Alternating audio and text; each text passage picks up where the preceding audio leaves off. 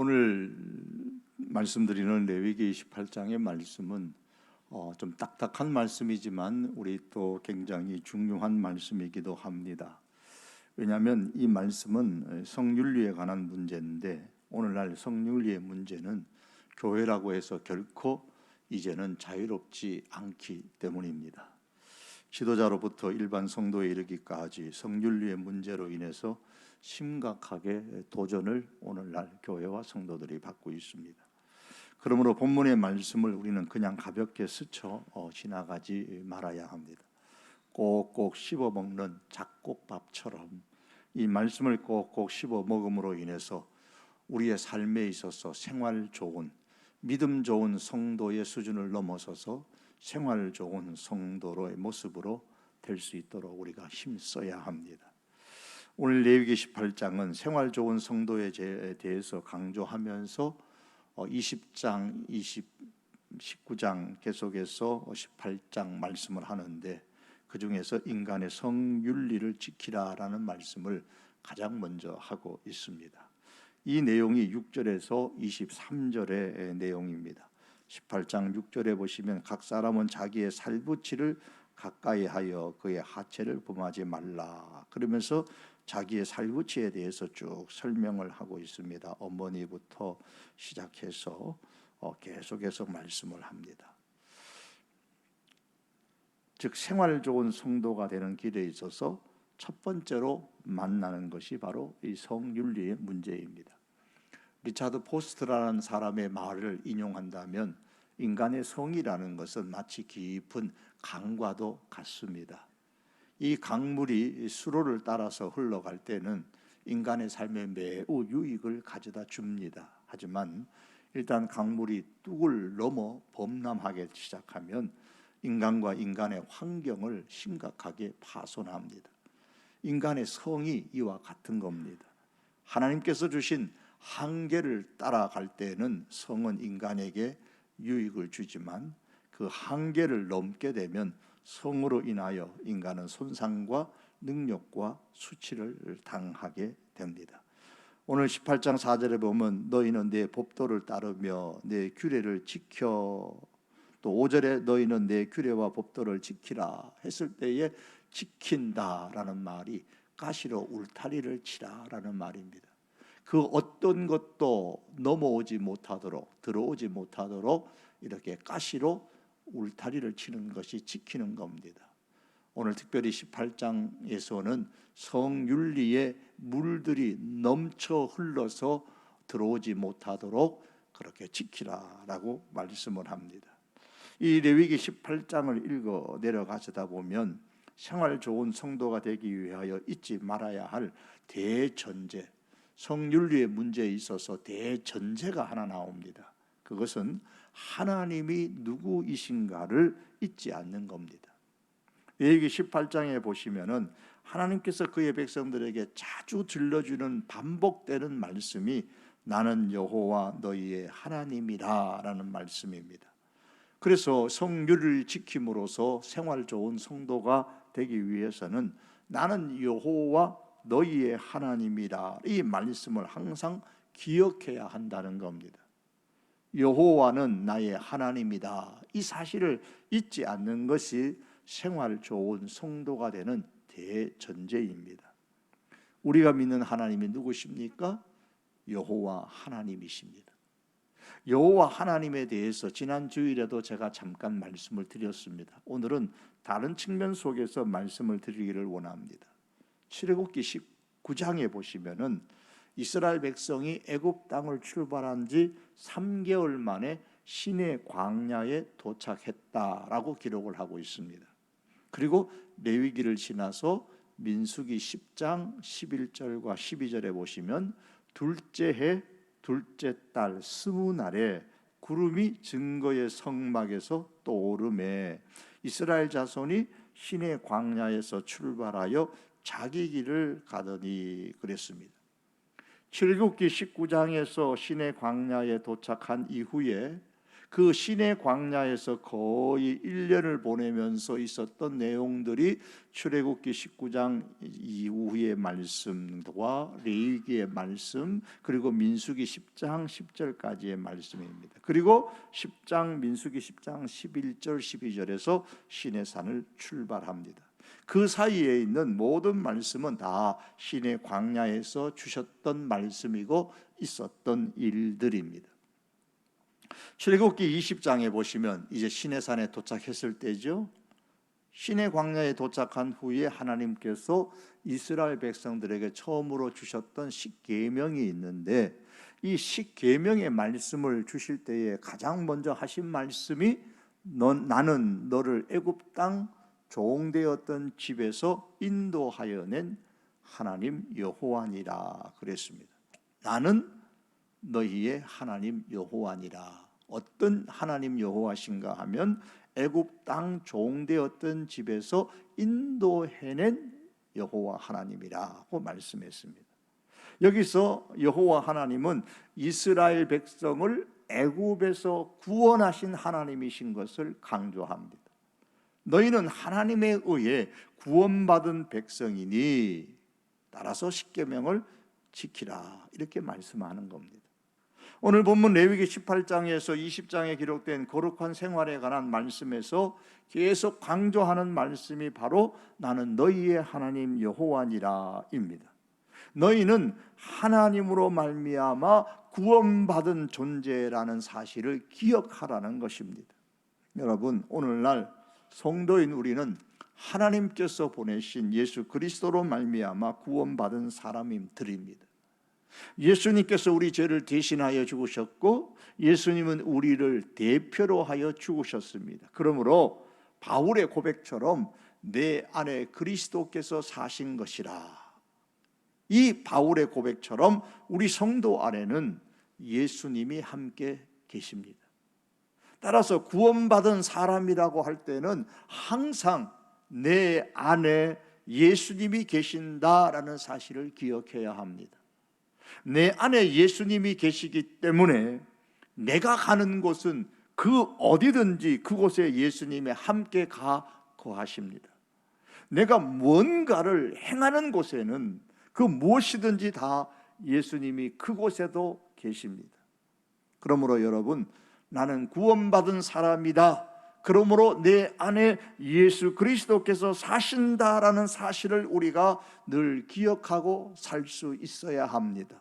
그럴 때에 믿음 좋은 성도가 될 뿐 아니라 더 나아가 생활도 좋은 성도가 될 수 있습니다. 만약에 그렇지 못하고 우리가 성윤리를 지키지 못한다면 우리의 영과 육이 더러워집니다. 24절에 보면 너희는 이 모든 일로 스스로 더럽히지 말라.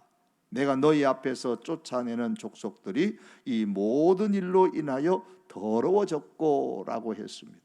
이 모든 일이라는 것은 그 앞에 나오는 6절에서 23절까지의 성윤리의 범위를 벗어나는 행동을 의미합니다. 즉 성윤리를 지키지 못했을 때에 사람의 영과 육이 더러워집니다. 사람의 영과 육이 더러워지면 그 사람이 더러워진 육과 영을 가지고 살아가는 사람들의 땅도 더러워집니다. 그리고 마침내 그 땅의 주인이 되시는 하나님으로부터 토하여 내침을 당하게 됩니다. 25절입니다. 그 땅도 더러워졌으므로 내가 그 악으로 말미암아 벌하고 그 땅도 스스로 그 주민을 토하여 내느니라. 지금 하나님께서 이스라엘 백성들에게 지금 나열하여 가르치고 있는 성윤리에 관한 쭉 여러 가지 죄에 관한 사실들은 하나님이 상상해서 만들어낸 것이 결코 아닙니다. 이것은 이 가나안 족속들이 이미 행하고 있었던 것들입니다. 27절에 보면 너희 전에 있던 그 땅 주민이 그 모든 가증한 일을 행하였고 라고 했습니다. 가나안 사람이 가나안 땅에서 패배하고 쫓겨나게 된 이유는 이스라엘 때문이 아니라 그들의 죄의 결과입니다. 하나님은 이스라엘을 다만 인생 채찍으로 사용하여서 가나안 땅에서 가나안 백성들을 내어 쫓으셨을 뿐입니다. 이 원리는 이스라엘 백성에게도 예외가 아닙니다. 이스라엘이 가나안에서 그 땅을 더럽히면 그들 역시도 가나안 땅에서 쫓겨나게 될 것이다 라고 경고를 하십니다. 어디서 지금 이 경고를 주셨습니까? 시내산 광야에서, 시내 광야에서 주셨습니다. 아직 가나안 땅에 들어가기 전입니다. 28절에 보시면 너희도 더럽히면 그 땅이 너희 있기 전 주민을 토함같이, 너희 있기 전 주민 가나안 주민들을 토함같이 너희를 토할까 하노라. 레위기 18장 6절에서 23절에는 최소한 16개 이상의 성관계 금지 규정을 제시하고 있습니다. 어머니로부터 계모, 누이, 손녀, 외손녀, 이복, 누이, 고모, 이모, 또 자부, 형수, 제수, 의부 딸, 의부 친손녀, 의부 외손녀, 처형, 처제, 이후 심지어 이방신과 짐승과의 성관계를 금한다라는 내용이 말하기 부끄러울 정도로 상세하게 지금 기록되어 있습니다. 이 많은 성윤리에 대하여서 히브리서 13장 4절에 보시면 아주 짧게 정리를 해놓았습니다. 왜 이와 같은 엄청난 일들이 일어나느냐? 모든 사람은 결혼을 귀히 여기고 침소를 더럽히지 않게 하라. 음행하는 자들과 간음하는 자들을 하나님이 심판하시리라. 베드로전서의 말씀입니다. 왜 사람들이 성윤리를 깨트립니까? 성경은 그 이유는 결혼을 귀히 여기지 않기 때문이라 그랬습니다. 우리가 결혼을 했다면 우리가 한 그 결혼을 귀중하게 여길 줄 알아야 됩니다. 결혼을 귀중히 여기지 않기 때문에 음행, 즉 성적인 방종 행위와 간음, 결혼한 남녀가 다른 남녀와 성적인 행위를 하는 이런 일들로 침소를 더럽히게 되는 것입니다. 그 결과 하나님의 심판이 가나안 원주민에게는 가나안 땅에서 쫓겨나는 것으로 나타났고, 이스라엘 백성 역시 성윤리의 파괴, 즉 음행과 간음으로 결혼을 귀중히 여기지 않고 침소를 더럽히면 하나님의 심판을 받아서 가나안 땅에서 토함을 당하게 될 것이다 그랬습니다. 그것은 오늘 이 시대에 우리들에게도 역시 마찬가지입니다. 그러므로 하나님의 백성은 생활 좋은 성도로 가는 길에 있어서 가장 먼저 성윤리를 잘 지켜야 합니다. 26절 하반절에 이런 가증한 일에 하나도 행하지 말라고 했고, 29절에서는 이 가증한 모든 일을 행하는 자는 그 백성 중에서 끊어지리라고 말씀합니다. 오늘날 성도의 성윤리의 기준은 세상의 성윤리의 규범이나 혹은 국가의 성에 관한 법을 초월하여서 하나님의 말씀입니다. 오늘날에는 너무 세상의 성윤리의 규범과 국가에서 정하고 있는 성윤리의 법들이 하나님의 말씀보다 너무 낮습니다. 우리는 그것을 기준으로 할 수 없습니다. 성도는 성경에 기초한 성윤리의 모범을 행함으로써 이 사회와 국가의 성적인 타락을 막아내는 마지막 보루로서의 역할을 감당할 수 있어야 합니다. 성도들마저도 이 성윤리를 지켜내지 못하면, 교회가 이 성윤리를 지켜내지 못하면 그 사회와 국가는 소망이 없게 됩니다. 하나님의 말씀에 따라 땅이 토하여 낼 것입니다. 가나안 백성이 쫓겨나듯이, 제명되듯이, 이스라엘 백성이 제명되고 쫓겨나듯이 결국에는 망하게 될 것입니다. 역사가들은 로마가 멸망한 원인 중에 하나가 로마인의 정신적, 도덕적 타락으로 인한 태폐적이고 향락적인 생활을 빼놓을 수 없다고 이구동성으로 지적하고 있습니다. 즉 성윤리를 지키지 못한 이것이 결국에는 대로마가 무너진 한 주요한 원인이 되었다라는 말입니다. 하나님의 말씀은 틀림이 없습니다. 하나님의 백성이든 아니든 성윤리를 지키지 못한 나라, 그 가정은 결국 자신이 밟고 있는 그 땅으로부터, 가정으로부터 토해냄을 당하게 될 것입니다. 이것은 하나님의 심판입니다. 그러므로 하나님께서 생활 좋은 성도로 가는 이 첫 길목에 성윤리를 지키라라고 이렇게 말씀하고 있는 것은 결코 과장된 것이 아닙니다. 성윤리를 제대로 지키지 못하는 이유는 결혼을 귀중히 여기지 않기 때문이라고 말하니까 일부의 성적인 문제를 일으키는 사람들 중에서는 우리는 결혼을 귀중히 여긴다라고 말하는 사람들도 있습니다. 그들은 동성연애자들입니다. 성경은 동성연애에 관하여서 오늘 이렇게 말씀합니다. 22절의 말씀이죠. 너는 여자와 동침함 같이 남자와 동침하지 말라. 이는 가증한 일이니라. 20장 레위기 20장 13절에 가면 누구든지 여인과 동침하듯 남자와 동침하면 둘 다 가증한 일을 행함인즉 역겨운 일을 행함인즉 반드시 죽일지니 자기의 피가 자기에게로 돌아가리라. 오늘날 동성애의 문제는 사회 전반에 걸쳐서 홍수처럼 범람하여서 마치 이 동성애자들을 약자를 보호하는 측면에서 긍정적인 방향으로 인식하는 그런 경향들이 지금 점점 짙어지고 있습니다. 기독신문의 보도에 따르면은 최근 국내 온라인 동영상 서비스에 동성애 문화인 퀴어 콘텐츠가 잇따라 나오고 있고 드라마나 영화나 웹툰을 이제 넘어서서 지상파에서도 SK텔레콤과 합작하여서 레즈비언이나 게이나 양성애자나 성정환자들을 주인공으로 하는 예능 프로그램을 잇따라 선보이면서 동성애를 조장하는 상황에까지 이르고 있습니다. 아마 8월 중순 되면 이런 예능 프로그램들이 나온다고 합니다.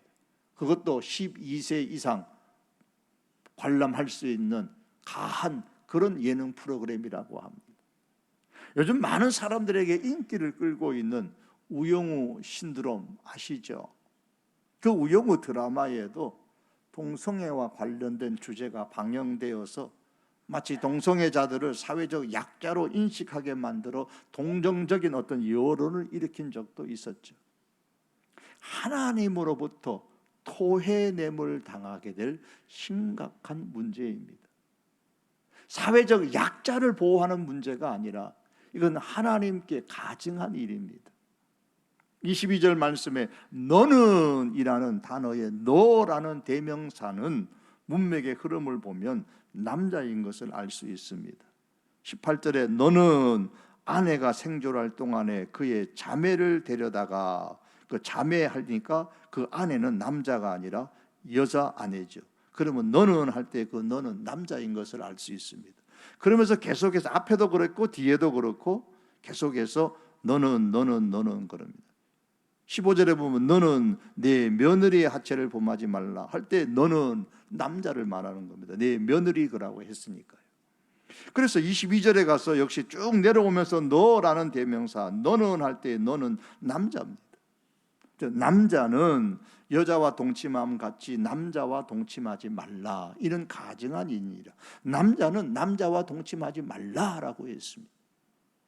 가증하다라는 것은 하나님께서 매우 싫어하는 행동을 의미할 때에 사용되는 성경의 단어입니다. 동성애를 변호하는 사람은 사랑이라는 단어를 차용해서 쓰고 있습니다. 그들은 세상에서 사랑보다 더 위대한 것은 없다고 말합니다. 이런 생각은 그냥 갑자기 나온 것은 아닙니다. 1960년대에 상황윤리라는 것이 생겼습니다.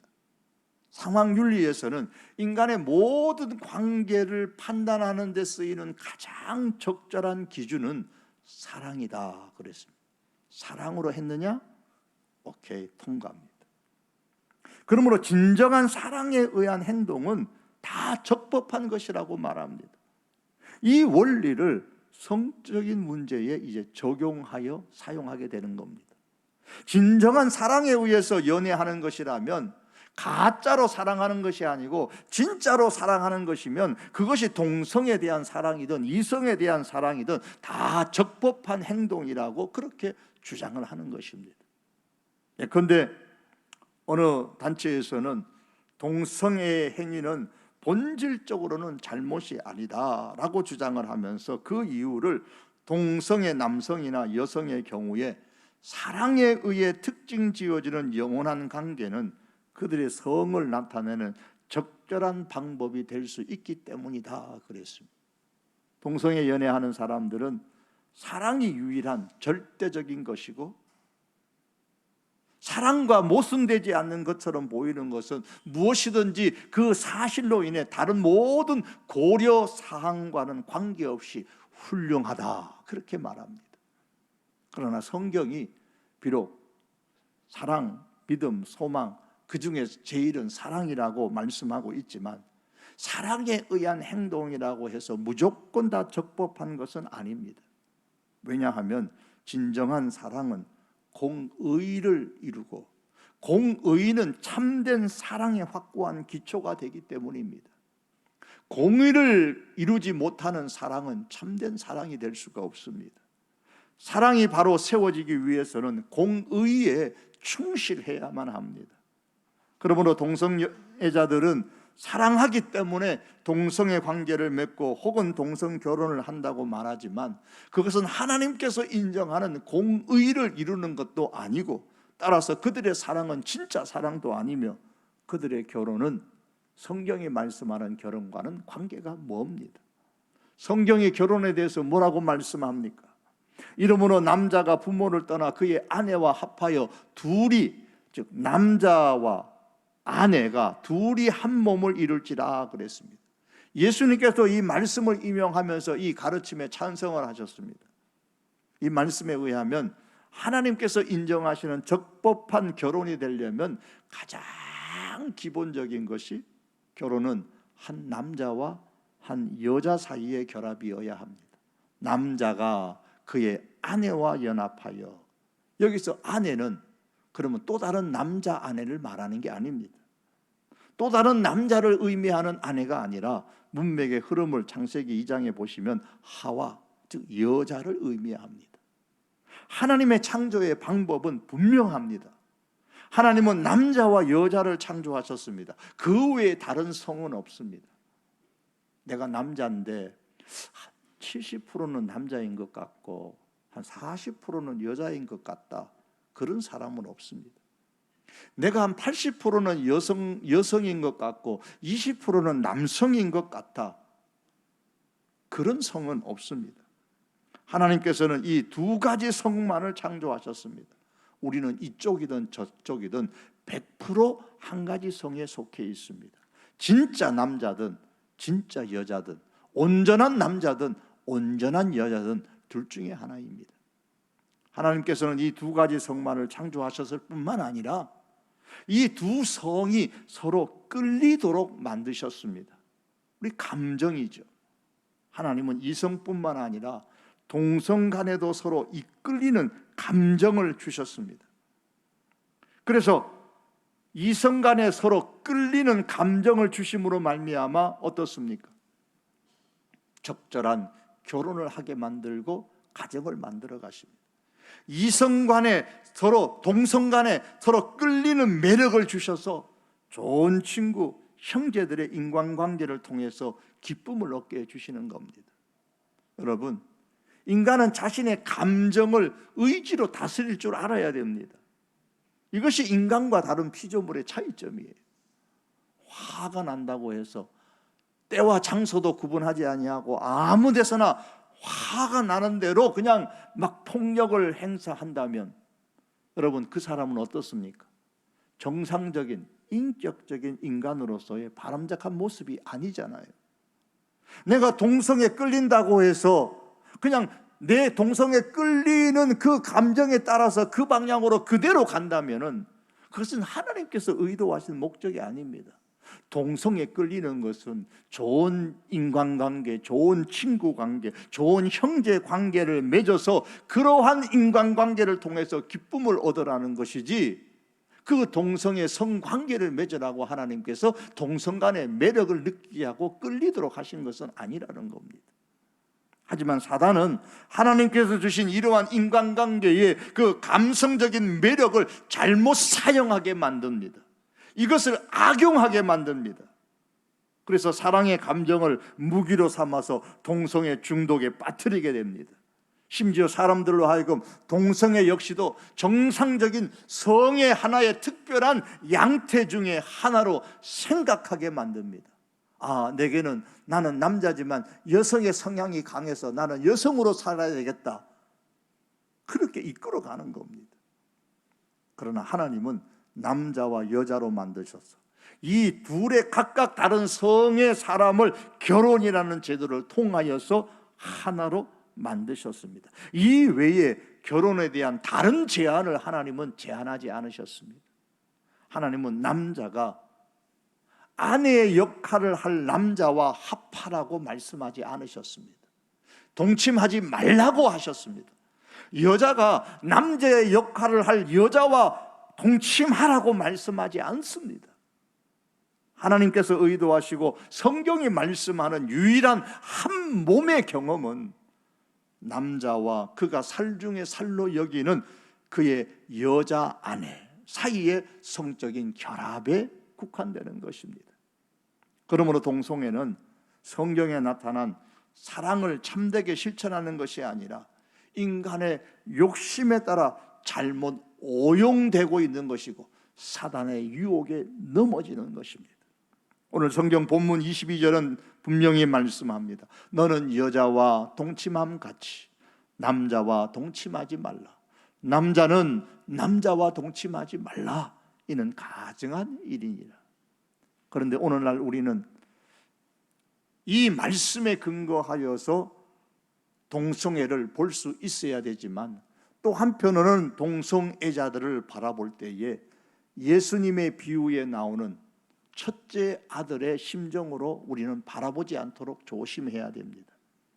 예수님의 비유의 둘째 아들과 같은 사람으로 우리가 이 동성애자들을 볼 수 있는 마음과 눈을 가져야 합니다. 둘째 아들이 어떻습니까? 아버지를 떠난 탕자입니다. 둘째 아들은 동성애자들 속에도 있을 수 있습니다. 과거에 살인을 저질렀던 살인자였음에도 불구하고 그가 돌아와서 예수님을 믿는 신실한 사람이 되는 사람들도 있는 것처럼 말입니다. 반면에 첫째 아들은 아버지 집에서 아버지의 일을 하는 사람, 즉 첫째 아들은 우리 그리스도인들이라고 할 수 있습니다. 둘째 아들이 돌아왔을 때에 아버지는 기뻐하고 환영하고 잔치를 베풀었지만 첫째 아들은 아버지와 그렇게 행한 아버지와 돌아온 둘째 아들에 대해 분노하며 불평했습니다. 동성애자가 돌이켜서 지난 날을 회개하고 하나님을 믿고 교회로 돌아왔을 때는 우리는 아버지의 심정을 가지고 기뻐하고 환영하고 잔치를 베풀고 따뜻한 정을 주고 그래야 되는 것이지 결코 첫째 아들과 같은 마음을 품어서는 안 될 것입니다. 말씀을 맺기를 원합니다. 내 안에 그리스도께서 사신 것이라. 바울의 고백입니다. 바울뿐만 아니라 우리의 고백입니다. 예수님은 성도인 우리 안에 계십니다. 그러므로 내가 있는 그곳에는 나와 너뿐만 아니라 너와 나뿐만 아니라 예수님도 함께 계십니다. 그곳에는 우리 하나님께서도 함께 거하십니다. 만일 우리가 예수님이 내 안에 계신다는 사실을 믿는다면 우리는 이 사실을 삶으로 보여주어야 합니다. 오늘 이 시대는 매일매일 대중매체를 통해서 쾌락의 유혹이 홍수처럼 떠내려오고 있습니다. 쾌락의 홍수에 우리가 떠내려가지 않으려면 하나님께서 말씀하시는 이 성윤리를 잘 지켜야 됩니다. 가나안 땅에도 가기 전에 하나님께서는 그 가나안의 풍속 가운데서 제일 먼저 이 성윤리의 문제를 언급하고 계시다라는 사실을 우리가 꼭 기억해야 됩니다. 그렇다면 나는 구원받은 사람이다, 예수님이 내 안에 계신다라는 사실을 언제 어떤 장소에서나 항상 기억하고 내 안에 예수님이 계신다는 이 사실을 우리의 삶으로 증명하면서 정결한 성도의 삶이 될 수 있도록 힘쓸 수 있기를 바랍니다. 이를 위해서 우리는 무엇보다도 결혼을 귀중히 여길 줄 알아야 되고 음행과 간음 등의 쾌락으로 인해서 우리의 침소를 더럽히지 않도록, 우리의 영과 육을 더럽히지 않도록 우리는 늘 조심해야 합니다. 특별히 동성애와 관련된 것들을 사회적 약자의 우리가 측면 속에서 볼 것이 아니고 하나님의 창조 질서를 깨트리는 어긋나는 행동으로 우리가 분명하게 인식하고 볼 수 있어야 됩니다. 아울러 이와 동시에 돌아온 둘째 아들이 탕자의 삶을 청산했을 때에 아버지가 기뻐하고 잔치를 베푸신 것을 기억하고 첫째 아들의 태도를 버리고 아버지의 마음을 함께 품을 수 있는 우리 하나님의 백성들이 될 수 있기를 주님의 이름으로 축복합니다. 기도하시겠습니다.